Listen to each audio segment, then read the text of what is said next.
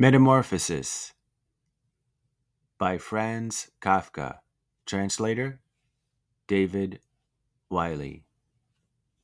Read by James Legare.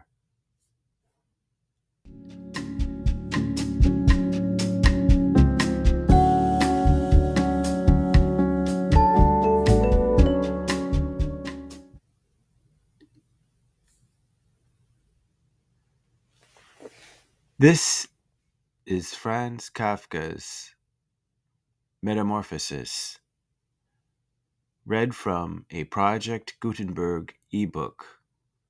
Translator David Wiley. Read by James Legare.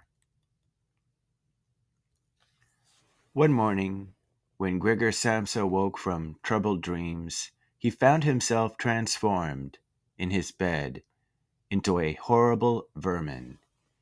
He lay on his armor-like back, and if he lifted his head a little, he could see his brown belly, slightly domed and divided by arches into stiff sections. The bedding was hardly able to cover it, and seemed ready to slide off any moment. His many legs, pitifully thin compared with the size of the rest of him, waved about helplessly as he looked. "What's happened to me?" he thought. It wasn't a dream. His room, a proper human room, although a little too small, lay peacefully between its four familiar walls. A collection of textile samples lay spread out on the table. Samsa was a traveling salesman, and above it there hung a picture that he had recently cut out of an illustrated magazine and housed in a nice gilded frame. It showed a lady fitted out with a fur hat and fur boa who sat upright, raising a heavy fur muff that covered the whole of her lower arm towards the viewer. Gregor then turned to look out the window at the dull weather. Drops of rain could be heard hitting the pane, which made him feel quite sad. "How about if I sleep a little bit longer and forget all this nonsense?" he thought. But that was something he was unable to do because he was used to sleeping on his right, and in his present state couldn't get into that position. However hard he threw himself onto his right, he always rolled back to where he was. He must have tried it 100 times, shut his eyes so that he wouldn't have to look at the floundering legs, and only stopped when he began to feel a mild, dull pain there that he had never felt before. "Oh God," he thought, "what a strenuous career it is that I've chosen, traveling day in and day out. Doing business like this takes much more effort than doing your own business at home. And on top of that, there's the curse of traveling, worries about making train connections, bad and irregular food, contact with different people all the time so that you can never get to know anyone or become friendly with them. It can all go to hell."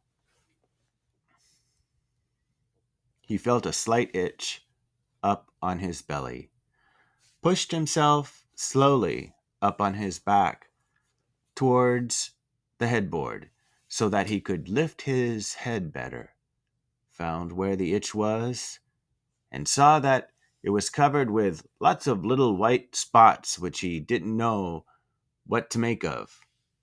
And when he tried to feel the place with one of his legs, he drew it quickly back because as soon as he touched it, he was overcome by a cold shudder. He slid back into his former position. Getting up early all the time, he thought, it makes you stupid. You've got to get enough sleep. Other traveling salesmen live a life of luxury.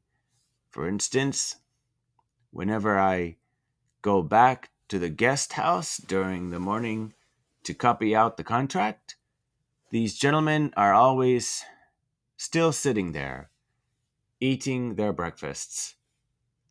I ought to just try that with my boss. I'd get kicked out on the spot, but who knows? Maybe that would be the best thing for me. If I didn't have my parents to think about, I'd have given in my notice a long time ago. I'd have gone up to the boss and told him just what I think. Tell him everything I would. Let him know just what I feel. He'd fall right off his desk. And it's a funny sort of business to be sitting up there at your desk, talking down at your subordinates from up there, especially when you have to go right up close because the boss is hard of hearing. Well, there's still some hope.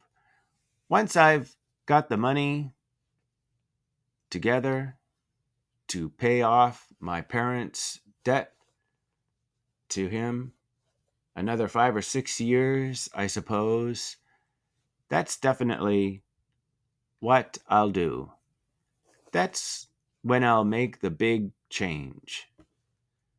First of all, though, I've got to get up. My train leaves at 5.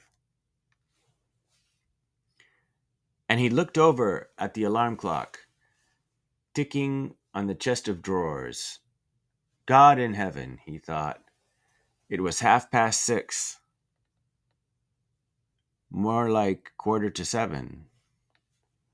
Had the alarm clock not rung, he could see from the bed that it had been set for 4 o'clock, as it should have been. It certainly must have rung. Yes.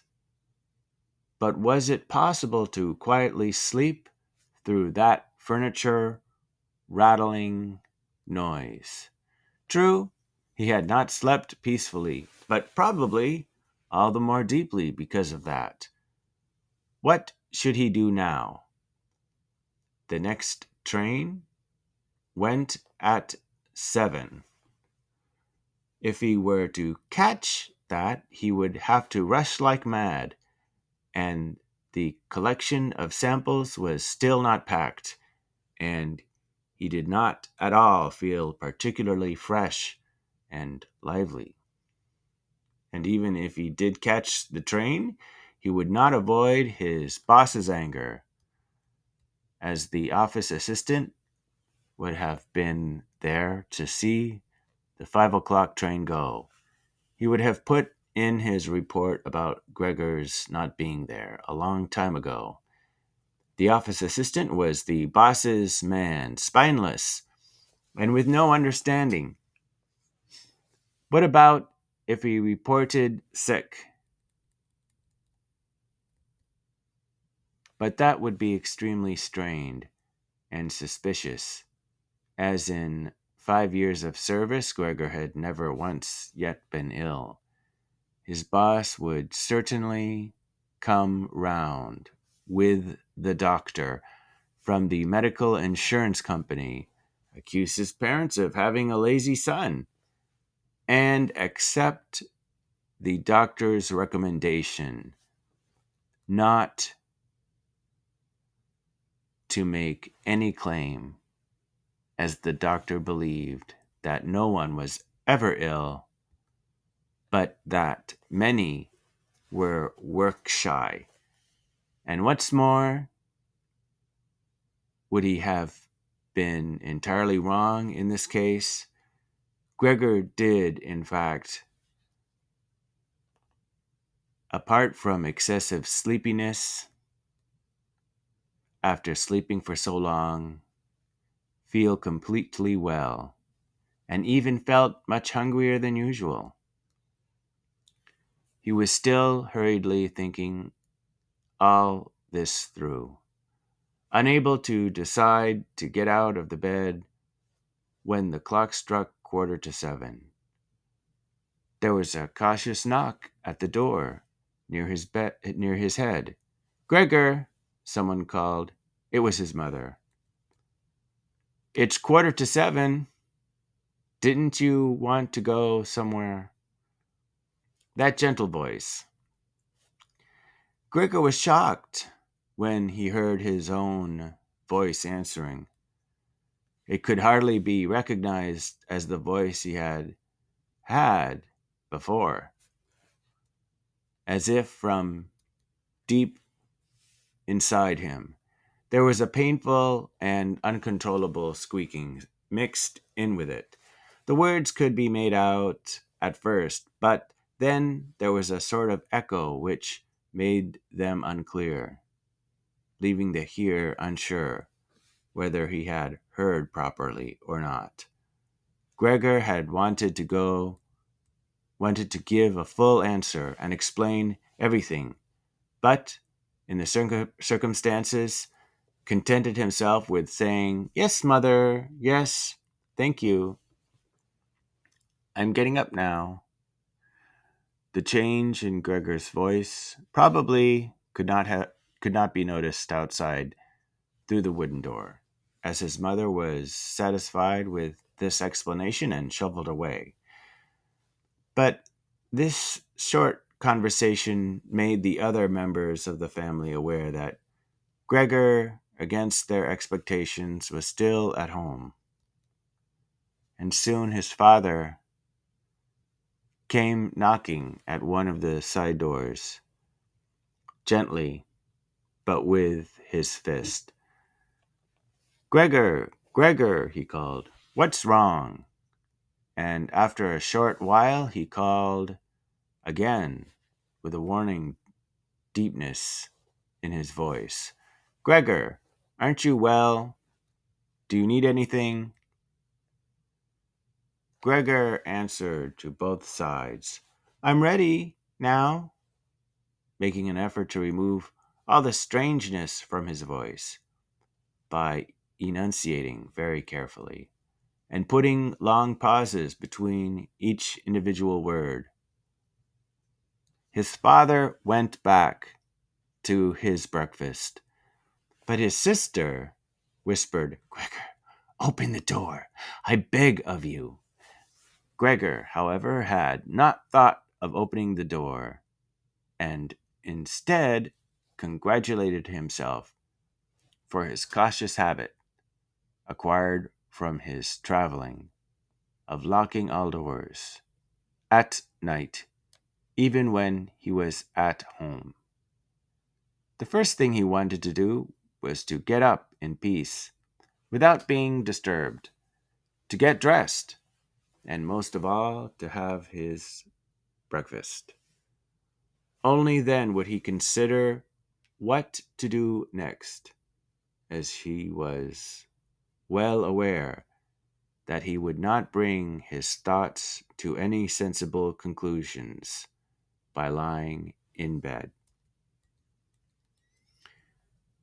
He remembered that he had often felt a slight pain in bed, perhaps caused by lying awkwardly, but that had always turned out to be pure imagination, and he wondered how his imaginings would slowly resolve themselves today. He did not have the slightest doubt that the change in his voice was nothing more than the first sign of a serious cold, which was an occupational hazard for traveling salesmen. It was a simple matter to throw off the covers. He only had to blow himself up a little, and they fell off by themselves. But it became difficult after that, especially as he was so exceptionally broad. He would have used his arms and his hands to push himself up, But instead of them, he only had all those little legs continuously moving in different directions, and which he was, moreover, unable to control. If he wanted to bend one of them, then that was the first one that would stretch itself out. And if he finally managed to do what he wanted with that leg, all the others seemed to be set free and would move about painfully. This is something that can't be done in bed, Gregor said to himself, so don't keep trying to do it. The first thing he wanted to do was get the lower part of his body out of the bed. But he had never seen this lower part and could not imagine what it looked like. It turned out to be too hard to move. It went so slowly, and finally, almost in a frenzy, when he carelessly shoved himself forwards with all the force he could gather, he chose the wrong direction, hit hard against the lower bedpost, and learned from the burning pain. He felt that the lower part of his body might, well, at present, be the most sensitive. So then he tried to get the top part of his body out of the bed first, carefully turning his head to the side. This he managed quite easily, and despite its breadth and its weight, the bulk of his body eventually followed slowly in the direction of the head. But when he had at last got his head out of the bed and into the fresh air, it occurred to him that if he let himself fall, it would be a miracle if his head were not injured. So he became afraid to carry on, pushing himself forward the same way. And he could not knock himself out now at any price. Better to stay in bed than lose consciousness. It took just as much effort to get back to where he had been earlier, but when he lay there sighing and was once more watching his legs as they struggled against each other even harder than before, if that was possible, he could think of no way of bringing peace and order to this chaos. He told himself once more that it was not possible for him to stay in bed, and that the most sensible thing to do would be to get free of it in whatever way he could, at whatever sacrifice. At the same time, though, he did not forget to remind himself that calm consideration was much better than rushing to desperate conclusions. At times like this, he would direct his eyes to the window and look out as clearly as he could. But unfortunately, even the other side of the narrow street was enveloped in morning fog, and the view had little confidence or cheer to offer him. 7 o'clock already, he said to himself, when the clock struck again. 7 o'clock, and there's still a fog like this. And he lay there quietly a while longer, breathing lightly, as if he perhaps expected the total stillness to bring things back to their real and natural state.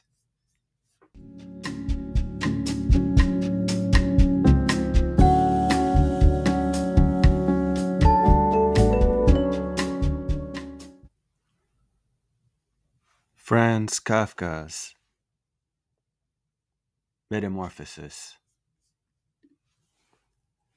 But then he said to himself, before it strikes 7:15, I'll definitely have to have got properly out of bed. And by then, somebody will have come round from work to ask what's happened to me as well, as they open up at work before 7 o'clock.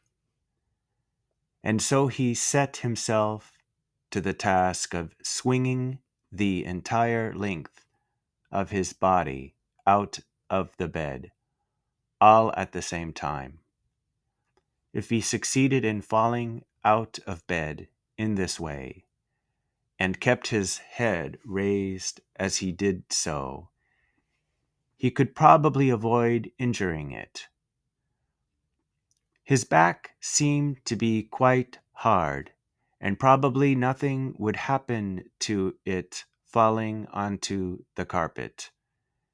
His main concern was for the loud noise he was bound to make, and which, even through all the doors, would probably raise concern, if not alarm. But it was something that had to be risked. When Gregor was already sticking halfway out of the bed, the new method was more of a game than an effort.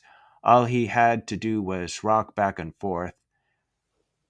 It occurred to him how simple everything would be if somebody came to help him. Two strong people, he had his father and the maid in mind, would have been more than enough. They would only have to push their arms under the dome of his back, peel him away from the bed, bend down with the load, and then be patient and careful as he swang over onto the floor, where hopefully the little legs would find a use. Should he really call for help, though, even apart from the fact that all the doors were locked? Despite all the difficulty he was in, he could not suppress a smile at this thought. After a while, he had already moved so far across that it would have been hard for him to keep his balance if he rocked too hard. The time was now 7:10, and he would have to make a final decision very soon. Then there was a ring at the door of the flat. "That'll be someone from work," he said to himself, and froze very still, although his little legs only became all the more lively as they danced around. For a moment everything remained quiet. "They're not opening the door," Gregor said to himself, caught in some nonsensical hope. But then, of course, the maid's firm steps went to the door as ever and opened it. Gregor only needed to hear the visitor's first words of greeting, and he knew who it was, the chief clerk himself. Why did Gregor have to be the only one condemned to work for a company where they immediately became highly suspicious at the slightest shortcoming? Were all employees, every one of them, louts? Was there not one of them who was faithful and devoted, who would go so mad with pangs of conscience that he couldn't get out of bed if he didn't spend at least a couple of hours in the morning on company business? Was it really not enough to let one of the trainees make inquiries, assuming inquiries were even necessary? Did the chief clerk have to come himself? And did they have to show the whole innocent family that this was so suspicious that only the chief clerk could be trusted to have the wisdom to investigate it? And more because these thoughts had made him upset than through any proper decision. He swang himself with all his force out of the bed.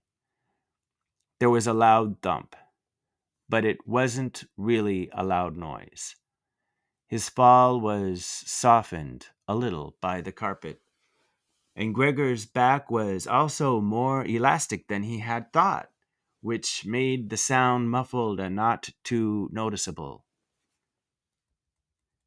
He had not held his head carefully enough, though, and hit it as he fell. Annoyed and in pain, he turned it and rubbed it against the carpet. Something's fallen down in there, said the chief clerk in the room on the left. Gregor tried to imagine whether something of the sort that had happened to him today could ever happen to the chief clerk, too. You had to concede that it was possible. But as if in gruff reply to this question, the chief clerk's firm footsteps in his highly polished boots could now be heard in the adjoining room. From the room on his right, Gregor's sister whispered to him to let him know, "Gregor, the chief clerk is here." "Yes, I know," said Gregor to himself, but without daring to raise his voice loud enough for his sister to hear him. "Gregor," said his father, now from the room to his left, "the chief clerk has come round and wants to know why you didn't leave on the early train."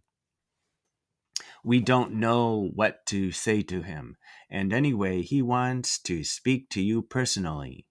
So please open up this door. I'm sure he'll be good enough to forgive the untidiness of your room." Then the chief clerk called, "Good morning, Mr. Samsa." "He isn't well," said his mother to the chief clerk, while his father continued to speak through the door. "He isn't well. Please believe me. Why else would Gregor have missed a train? The lad only ever thinks about the business. It nearly makes me cross the way he never goes out in the evenings. He's been in town for a week now, but stayed home every evening. He sits with us in the kitchen and just reads the paper or studies train timetables. His idea of relaxation is working with his fret saw. He's made a little frame, for instance. It only took him 2 or 3 evenings. You'll be amazed how nice it is. It's hanging up in his room. You'll see it as soon as Gregor opens the door. Anyway, I'm glad you're here. We wouldn't have been able to get Gregor to open the door by ourselves. He's so stubborn. And I'm sure he isn't well. He said this morning that he is, but he isn't. "I'll be there in a moment," said Gregor slowly and thoughtfully, but without moving so that he would not miss any word of the conversation.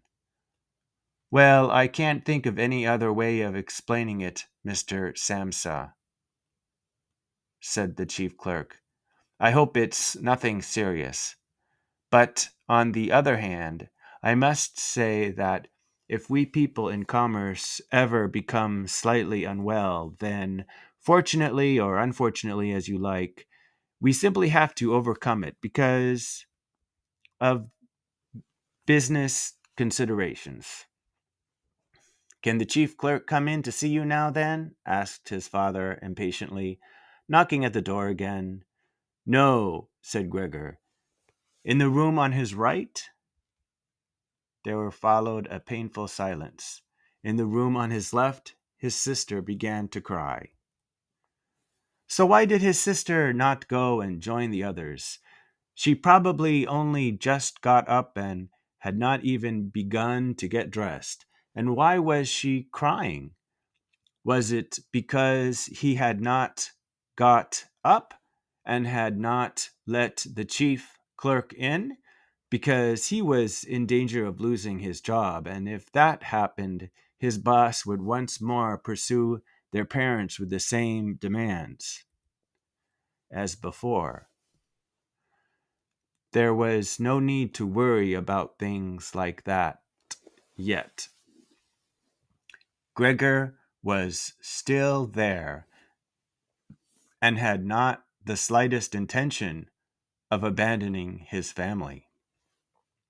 For the time being, he just lay there on the carpet, and no one who knew the condition he was in would seriously have expected him to let the chief clerk in.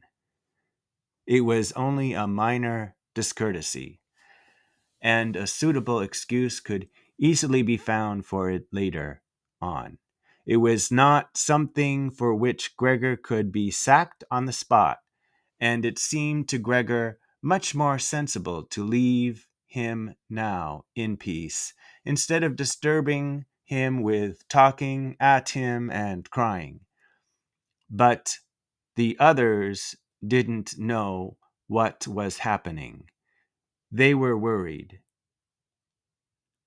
That would excuse their behavior.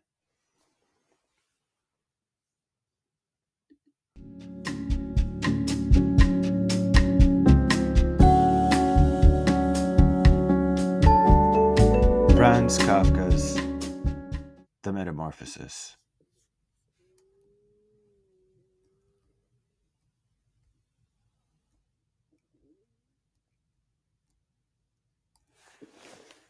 The chief clerk now raised his voice. "Mr. Samsa," he called to him, "what is wrong? You barricade yourself in your room.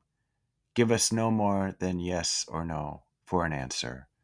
You are causing serious and unnecessary concern to your parents, and you fail, and I mention this just by the way, you fail to carry out your business duties in a way that is quite unheard of. I'm speaking here on behalf of your parents and of your employer, and really must request a clear and immediate explanation. I am astonished, quite astonished.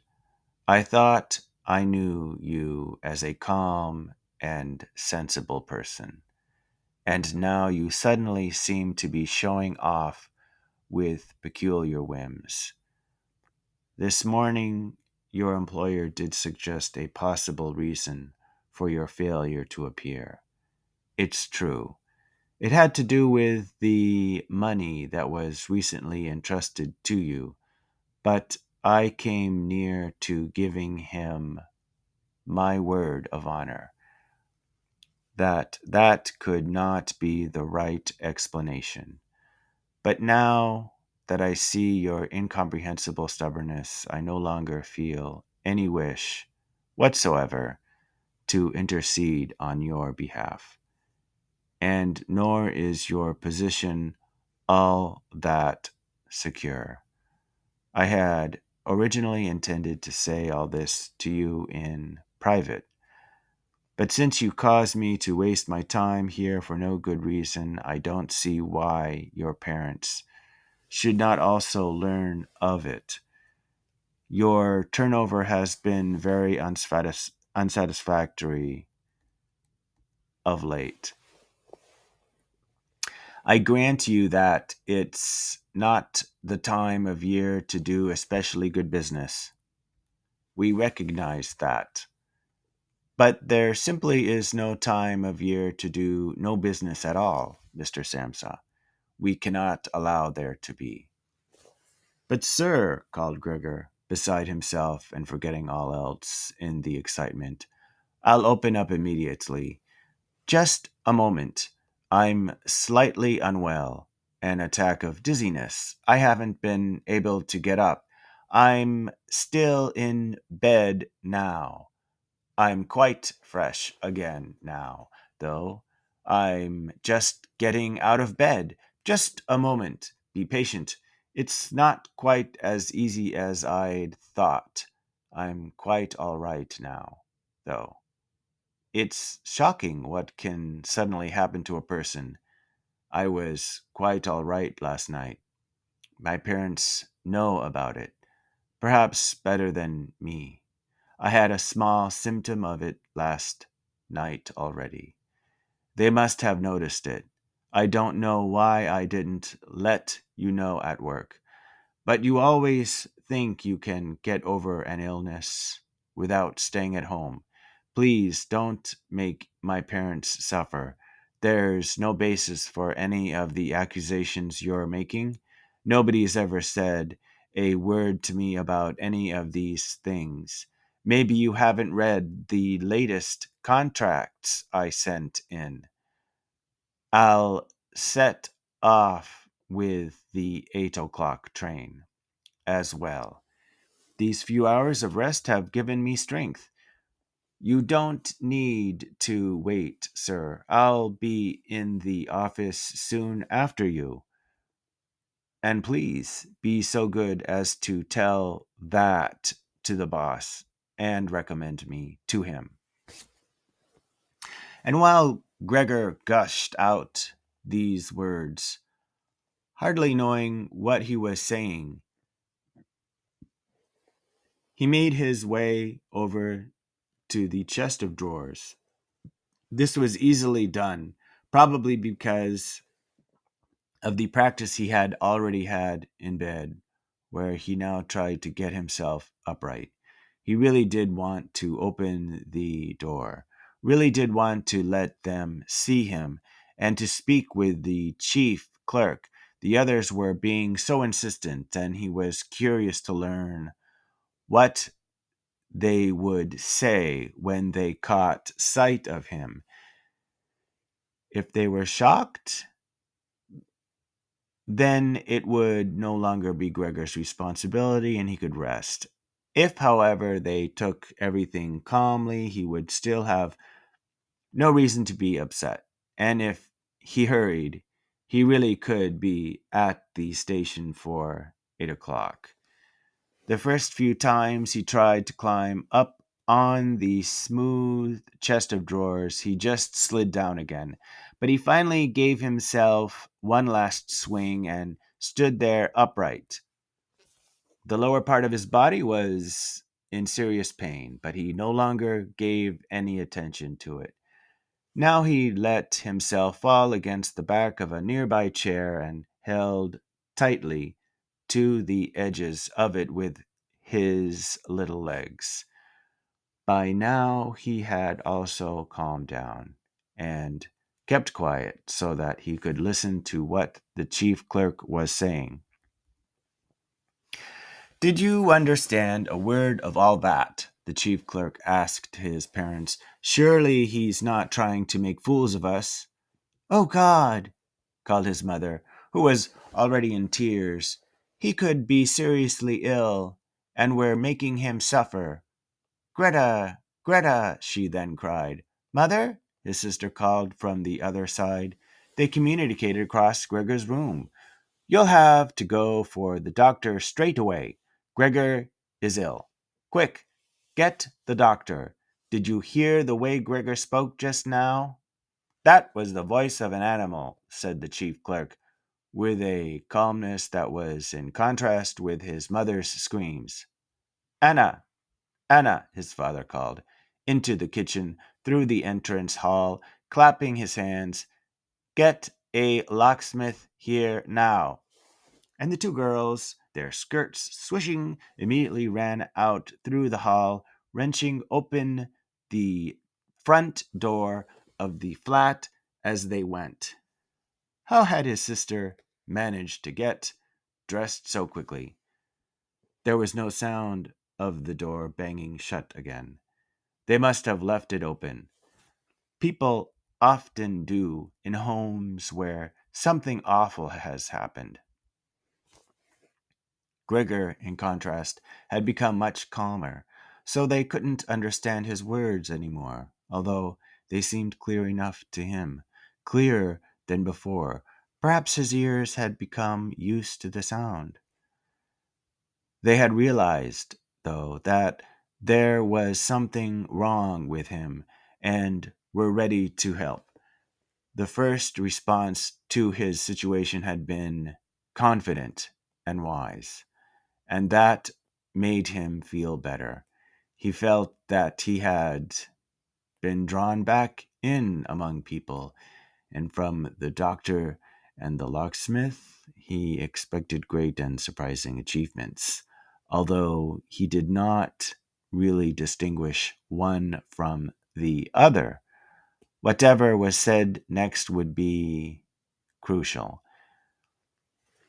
So, in order to make his voice as clear as possible, he coughed a little, but taking care to do this not too loudly, as even this might well sound different from the way that a human coughs, and he was no longer sure he could judge this for himself.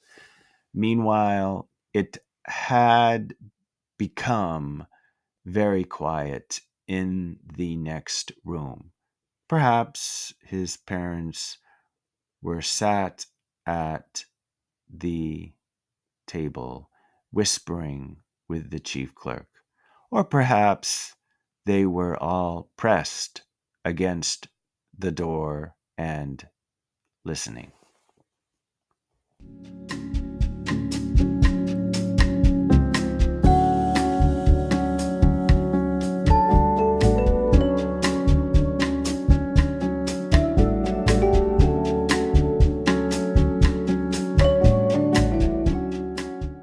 This is James Legare, and it's been my pleasure to read for you the first few chapters of Franz Kafka's The Metamorphosis.